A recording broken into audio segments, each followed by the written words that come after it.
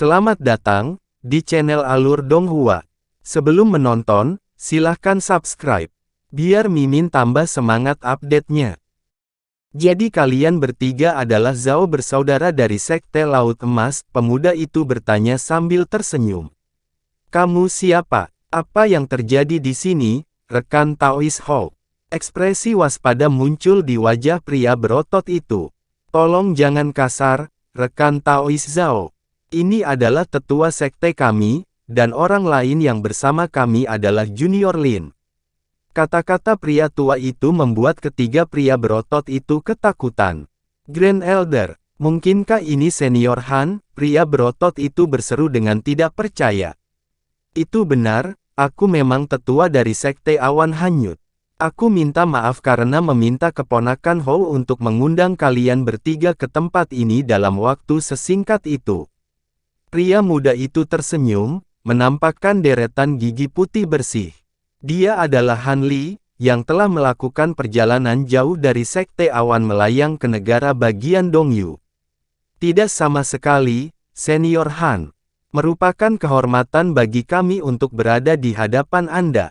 Pria berotot itu memeriksa Han Li dengan hati-hati lagi untuk menemukan bahwa penampilan fisiknya memang cocok dengan sosok legendaris di wilayah Surgawi Selatan, dan dia segera membungkuk dengan hormat. Kedua saudara laki-lakinya juga buru-buru mengikuti. Han Li melambaikan tangan, dan bertanya dengan tenang, tidak perlu formalitas seperti itu, rekan-rekan Taois. Kalian bertiga bukan murid sekte kami, bagaimanapun juga. Aku mendengar dari keponakan Hou bahwa kalian bertiga bertemu dengan 3 murid perempuan dari sekte kami di lembah Devilfall. Apakah itu benar? Pria berotot itu sedikit goyah setelah mendengar ini sebelum memberikan jawaban yang jujur. Itu memang benar. Saat saudara-saudaraku dan aku berada di lembah Devilfall, kami bertemu mereka sebentar. Begitu, bisakah Anda memberi tahu saya tentang situasi saat itu? Han Li bertanya dengan suara hangat.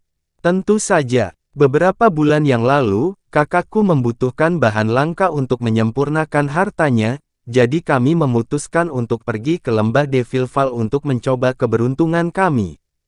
Namun, kami tidak dapat menemukan bahan yang kami cari dan hanya ketika kami akan meninggalkan lembah, kami bertemu dengan 3 murid perempuan dari sekte Anda.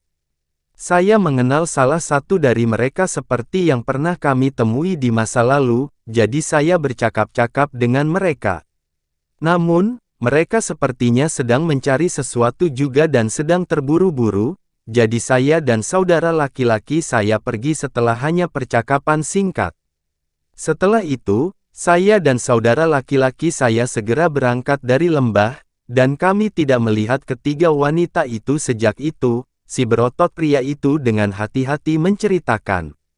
Han Li terdiam sesaat sebelum melambaikan lengan bajunya ke udara, mengirimkan slip batu giok biru yang telah dia persiapkan sebelumnya terbang ke arah pria itu. Rekan Taois, apakah Anda dapat memberikan detail yang lebih spesifik tentang di mana Anda bertemu mereka? Saya memiliki peta lembah luar Devilfall. Apakah Anda dapat membubuhi keterangan tempat di peta tempat Anda bertemu mereka? Tempat kami bertemu mereka sudah berada di suatu tempat yang cukup jauh di lembah luar. Pria itu buru-buru menangkap slip giok sebelum menyuntikkan indera spiritualnya ke dalamnya. Dia kemudian segera menarik indera spiritualnya sebelum menawarkan batu giok kembali ke Han Li. Han Li mengangkat tangan, dan slip batu giok itu terbang ke telapak tangannya sebagai seberkas cahaya biru. Dia menyuntikkan indera spiritualnya ke slip, dan dia mengangkat alisnya atas apa yang dilihatnya.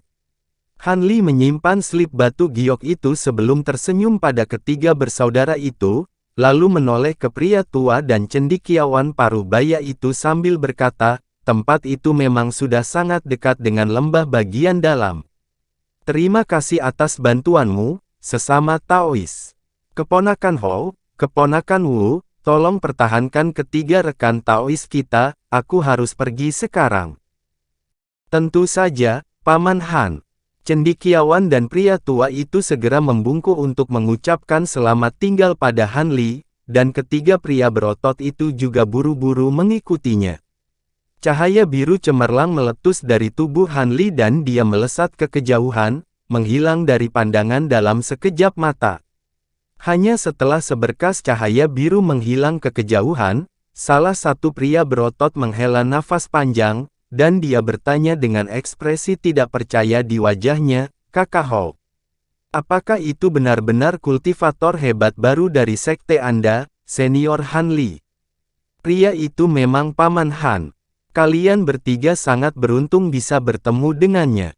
Paman Han telah menjadi sosok yang sangat terkenal di wilayah Surgawi Selatan, namun dia sangat jarang muncul di depan sekte kita. Murid, dan bahkan aku hanya bertemu dengannya beberapa kali," kata lelaki tua itu dengan senyum masam. "Memang Paman Han tidak banyak berinteraksi dengan murid-murid sekte kami. Sudah beberapa dekade sejak saya mencapai tahap formasi inti, dan saya hanya pernah melihatnya sekali dari jauh selama upacara yang baru saja selesai. Jika tidak demi saudara perempuan senior kita kali ini, Grand Elder kemungkinan besar akan terus tinggal di gua tinggalnya," cendekiawan itu menimpali sambil menghela nafas. Salah satu pria berotot sedikit goyah sebelum ekspresi muram muncul di wajahnya ketika dia berkata, "Jadi itu artinya ketiga murid perempuan yang dimaksud benar-benar telah menghilang di lembah Devilfall. Saudara-saudaraku dan aku mendengar beberapa rumor tentang ini baru-baru ini, tetapi kami pikir itu adalah cerita yang dibuat-buat. Dengan hal-hal seperti sekarang, tidak ada gunanya menyembunyikan apapun. Tiga saudari junior saya benar-benar tampak dalam masalah," lelaki tua itu menghela nafas. "Tapi ketiganya adalah kultivator formasi inti, bagaimana mereka bisa menghilang seperti ini? Mungkinkah mereka berkelana ke lembah dalam?" Pria berotot itu sangat terkejut mendengar ini. "Kemungkinan besar begitu. Akan lebih baik jika mereka hanya terjebak di suatu tempat di lembah bagian dalam. Dalam hal ini, Paman Han pasti bisa menyelamatkan mereka," renung cendekiawan itu dengan ekspresi khawatir di wajahnya. "Mungkinkah ketiga murid perempuan ini memiliki semacam hubungan khusus dengan Senior Han? Kalau tidak, dari suaranya, Senior Han sepertinya bukan tipe orang yang mau terlibat dalam masalah ini," si berotot manusia berspekulasi. "Hehe, aku dengar Senior Sister Song sudah lama mengenal Paman Han. Namun, menurutku faktor utama di balik keputusan Paman Han untuk memasuki lembah Devilfall adalah dua kakak beradik senior lainnya. Aku dengar Senior Sister Liu adalah salah satu murid atas nama Senior Han, dan kakak senior Mu Peiling pernah menjadi pelayan paman bela diri Han. Sekarang ketiganya telah menghilang pada saat yang sama, Paman Han tidak bisa hanya berdiri diam." Tiga pria berotot semuanya tercerahkan setelah mendengar ini. Saat mereka berdiskusi, Han Li sudah melakukan perjalanan dengan cepat menuju lembah Devilfall. Dia memegang lencana giok putih dengan ekspresi kontemplatif di wajahnya saat dia terbang di udara. Tiba-tiba, suara lembut seorang anak terdengar di samping telinganya.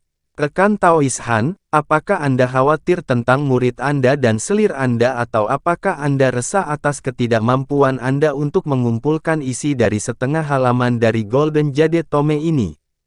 Han Li melirik salah satu lengan bajunya sebelum menjawab dengan tenang, "Mereka bertiga kemungkinan besar telah memasuki lembah dalam Devilfall, dan selama tidak ada yang terjadi pada mereka, seharusnya tidak terlalu sulit untuk menyelamatkan mereka. Sedangkan untuk teks perak miring yang Anda ajarkan kepada saya, apakah Anda yakin tidak ada beberapa hal yang lupa untuk disebutkan? Bagaimana mungkin isi dalam setengah halaman ini begitu sulit untuk diuraikan? Setelah sekian lama, saya hanya berhasil mengkonfirmasi satu hal, yaitu bahwa halaman tersebut memang berisi metode penyempurnaan jimat, tetapi yang lainnya terlalu mendalam. Hehe, itu sudah bisa diduga. Lagi pula, setengah halaman ini berisi metode penyempurnaan jimat yang ditinggalkan oleh makhluk abadi. Jika seorang kultivator dunia manusia sepertimu bisa mengumpulkan isinya dengan mudah, maka aku akan sangat skeptis terhadap keaslian setengah halaman ini. Terlebih lagi, Anda hanya memiliki setengah halaman untuk referensi, jadi tentu saja akan lebih sulit untuk memahami isinya. Anak kecil itu terkekeh. Kamu benar, aku akan menjelajahi kembali setengah halaman ini di lain waktu. Han Li mengangguk saat menyimpan lencana giok itu. Setelah hening sejenak, anak kecil itu dengan tenang bertanya, "Rekan Taois Han, saya telah mengajari Anda teks perak miring, dan menganugerahkan kepada Anda metode penyempurnaan untuk benang roh api dan mata penghancur hukum. Bukankah ini waktunya bagi Anda untuk memenuhi janji Anda untuk membantu saya mengatasi kesengsaraan kilat tahap metamorfosis saya? Yakinlah, rekan Daois Endless Sky, aku tidak pernah menarik kata-kataku. Setelah aku mengurus masalah ini, aku akan menemukan lokasi dan membantumu berhasil mencapai tahap metamorfosis," jawab Han Li. "Bagus, hanya itu yang perlu ku dengar." Anak kecil itu sepertinya sangat puas dengan jawaban Han Li, dan langsung terdiam setelahnya. Han Li juga tetap diam saat dia terbang di udara dengan kecepatan penuh, menghilang dari pandangan hanya setelah beberapa kedipan. Setengah hari kemudian, di pintu masuk lembah Devil Fall, formasi teleportasi yang didirikan Sekte Roh Hantu masih berdiri. Namun, ada lapisan debu tebal di atasnya, menandakan bahwa itu tidak digunakan selama bertahun-tahun. Itu masuk akal, mengingat sebagian besar batasan dan celah spasial yang tak terhitung jumlahnya di sekitar pinggiran lembah Devil Fall telah menghilang, dan bahkan lapisan terluar dari batasan hampir tidak ada lagi. Siapapun dengan basis kultivasi pada tahap formasi inti atau di atasnya dapat dengan mudah mengakses lembah melalui bagian rapuh dari pembatasan. Dengan demikian, formasi teleportasi yang dibuat Sekte Roh Hantu benar-benar mubazir. Pintu masuk ke lembah Devil Fall masih merupakan tempat yang diakses sebagian besar kultivator saat memasuki lembah dalam. Namun, saat ini ada 5 atau 6 kultivator yang berdiri di dekat formasi teleportasi, semuanya mengenakan pakaian berbeda, dan mereka sepertinya sedang mendiskusikan sesuatu. Mereka semua adalah tahap formasi inti, dan salah satunya bahkan adalah tahap formasi inti akhir. Semuanya tampak bersiap untuk memasuki lembah bersama-sama. Tiba-tiba, suara sesuatu yang mendesing di udara terdengar di kejauhan, dan kelompok itu dikejutkan oleh suara ini dan buru-buru berbalik ke arah itu. Di sana, mereka melihat seberkas cahaya biru yang berkedip cepat di udara. Ketika mereka mencoba untuk melihat lebih dekat, cahaya biru tiba-tiba menyala dan menghilang. Ekspresi mereka berubah secara drastis, dan melepaskan indera spiritual saat suara yang sama meletus lebih dari 100 kaki. Cahaya biru menyala tepat di depan mata sebelum menghilang ke lembah. Bahkan dengan begitu banyak kultivator formasi inti hadir, tidak satu pun dari mereka yang dapat melihat sekilas dengan jelas apa yang baru saja terbang melewati mereka. Mereka semua saling memandang, hanya keheranan tercermin di mata orang lain. Garis cahaya biru itu adalah Han Li dalam penerbangan penuh. Melaju langsung ke lembah Devil Fall, langsung menuju ke tempat yang telah dijelaskan oleh pria dari Sekte Laut Emas pada slip batu giok. Jika tidak salah, tempat itu sepertinya tidak jauh dari tempat dia memasuki lembah bagian dalam pada kesempatan sebelumnya dengan Valet Spirit dan sekte roh-roh lainnya. Selain itu, Song Yu berteman baik dengan Valet Spirit, jadi masuk akal jika dia tahu tentang tempat itu. Beberapa jam kemudian, Han Li akhirnya muncul dari celah es, tetapi dia segera menarik cahaya biru di sekelilingnya dan melayang di udara di tengah angin yang menusuk tulang. Di dalam lembah bagian dalam, indera spiritualnya masih sangat terbatas, jadi akan sangat sulit baginya untuk mencari di udara hanya dengan indera spiritualnya saja. Setelah merenungkan situasinya sebentar, Han Li menepuk kantong binatang roh yang tergantung di pinggangnya. Suara dengungan keras segera terdengar saat kumbang pemakan emas yang tak terhitung jumlahnya keluar dari kantong, membentuk awan kumbang emas yang berputar di udara di atas kepalanya. Dia dengan cepat membuat serangkaian segel tangan dan melemparkan beberapa segel mantra ke dalam kawanan kumbang secara berurutan. Dia kemudian duduk di tanah dengan kaki terlipat dan perlahan menutup matanya. Awan kumbang emas terbelah dengan sendirinya, berubah menjadi bunga emas yang tak terhitung jumlahnya yang melesat ke segala arah, menghilang dalam sekejap mata. Han Li telah membagi indera spiritualnya menjadi untaian yang tak terhitung jumlahnya untuk mencari ketiga wanita itu. Mengingat bahwa ketiga wanita itu hanya pada tahap formasi inti, dan tidak satu pun dari mereka adalah individu yang gegabah, proses pemikiran Han Li adalah jika mereka telah berkelana ke lembah dalam, mereka tidak akan pergi terlalu jauh ke kedalamannya. Karena itu, dia hanya mencari melalui area yang relatif kecil pada awalnya. Setelah gagal menemukan petunjuk apapun di area itu, Han Li terbang beberapa puluh kilometer lebih jauh ke lembah dalam sebelum melepaskan kumbang pemakan emas lagi.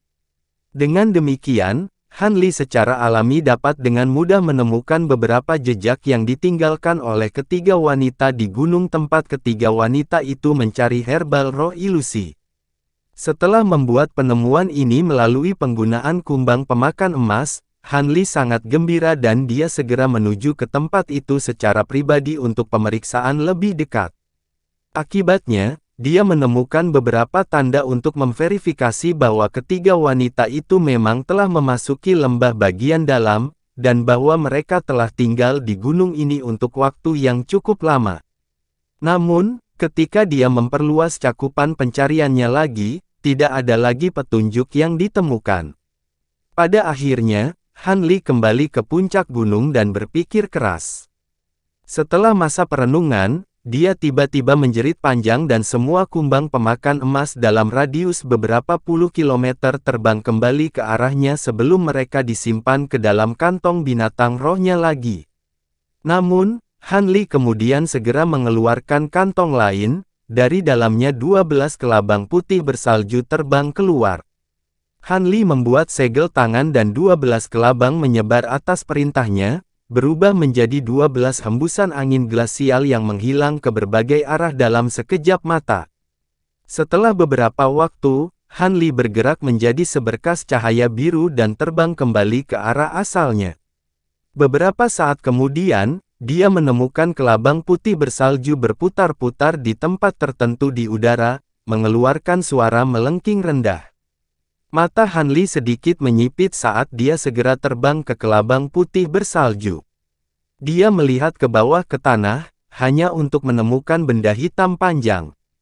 Alis Han Li berkerut saat dia mengangkat tangan, dan benda seperti cabang itu tersedot ke tangannya. Dia memeriksa objek dengan hati-hati, di mana ekspresinya berubah dengan teliti.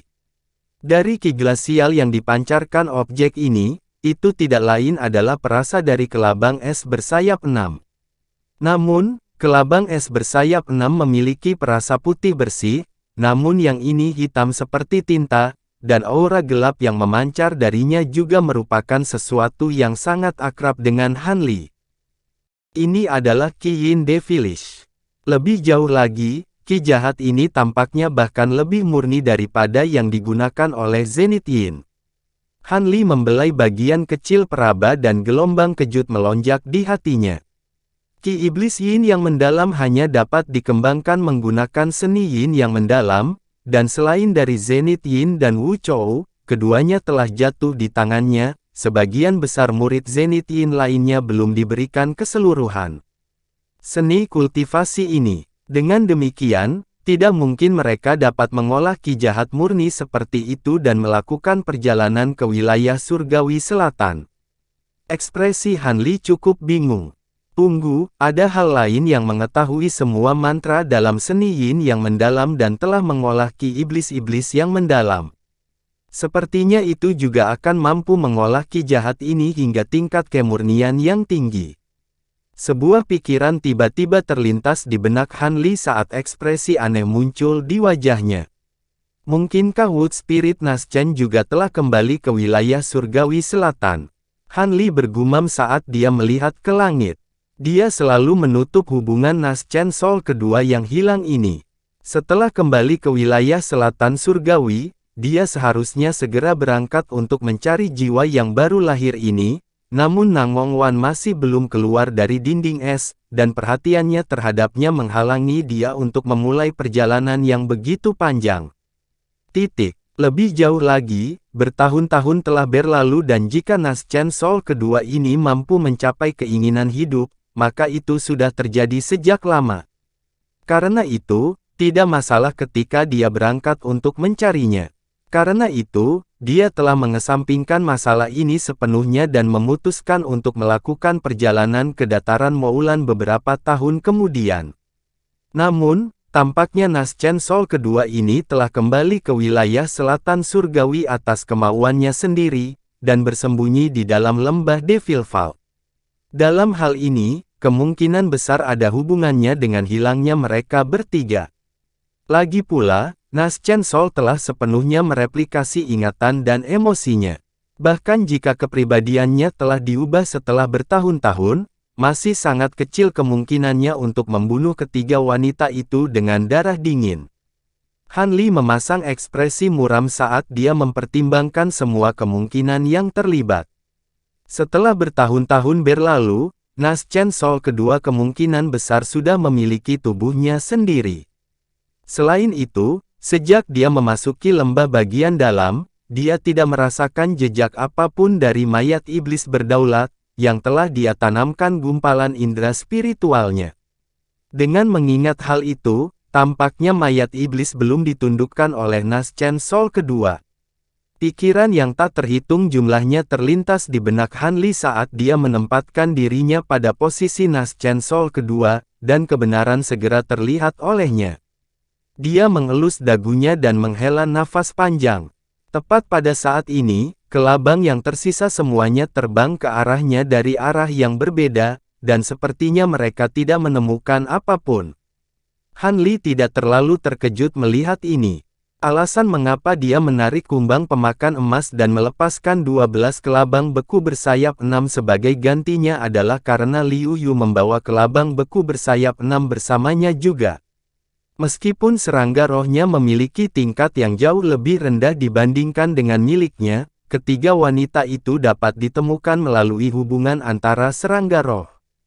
Namun, mengingat pelaku di sini kemungkinan besar adalah Naschen Sol keduanya, pasti akan mengambil langkah-langkah untuk mencegah metode ini bekerja.